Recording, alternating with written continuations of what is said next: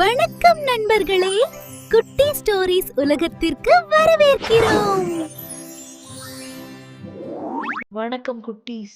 இன்னைக்கு நான் உங்களுக்கு ஒரு அழகான இனிமையான கதையை சொல்ல போகிறேன். இந்த கதை ஒரு சிறிய யானையை பற்றியது. அது மிகவும் பெரியதாக இல்ல, ஆனால் அதற்குள்ள ஒரு மிகப்பெரிய நல்ல மனம் இருந்தது. ஒரு காலத்துல பசுமை நிறைந்த ஒரு அழகான காடு இருந்தது. அந்த காட்டில் பறவைகள் பாடிக்கொண்டே பறந்தன. மரங்கள் மெதுவாக காற்றில் ஆடியது. அந்த காட்டில்தான் இந்த சிறிய யானை தனது அம்மாவுடன் மகிழ்ச்சியாக வாழ்ந்தது. இந்த யானை மற்ற யானைகளை விட கொஞ்சம் சின்னதாக இருந்தாலும் அதன் மனம் மிகவும் பெரிதாக இருந்தது. யாராவது சிரமத்தில் இருந்தால் அது உடனே கவலைப்படத் தொடங்கும்.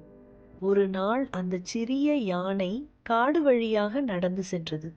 அப்போது ஒரு சிறிய முயல் புதருக்குள் சிக்கிக்கொண்டு திணறிக் கொண்டிருந்ததை அது பார்த்தது.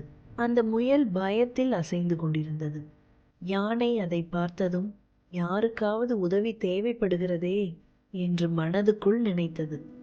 மெதுவாக தன் தும்பிக்கையை பயன்படுத்தி புதர்களை விலக்கி முயலுக்கு வழி செய்து கொடுத்தது.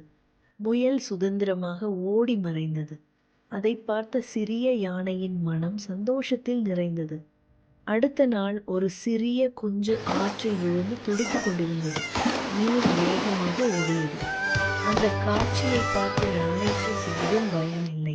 உடனே ஆற்றுக்குள் இறங்கி தன் வலுவான தும்பிக்கையால் அந்த குஞ்சை மெதுவாக தூக்கி கரையில் வைத்தது. யானை பெரிய வீரன் அல்ல, ஆனால் நல்ல மனம் கொண்ட ஒரு உண்மையான வீரன். அது இதை யாரிடமும் சொல்லவில்லை, பாராட்டவும் எதிர்பார்க்கவில்லை. நல்லது செய்வதே அதற்கு சந்தோஷமாக இருந்தது. நாட்கள் செல்ல செல்ல காட்டில் இருக்கும் சின்ன சின்ன உயிர்கள் எல்லாம் இந்த யானையை நம்பத் தொடங்கின. யாருக்காவது பிரச்சனை வந்தால் நல்ல மனம் கொண்ட சிறிய யானை இருக்கிறதே என்று நினைத்தன. ஒரு நாள் காட்டில் பெரிய மழை பெய்தது.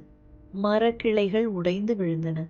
பல சின்ன உயிர்கள் பயந்து போனது. அப்போது இந்த சிறிய யானை எல்லோரையும் பாதுகாப்பான இடத்துக்கு வழிநடத்தி அவர்களுக்கு துணையாக நின்றது.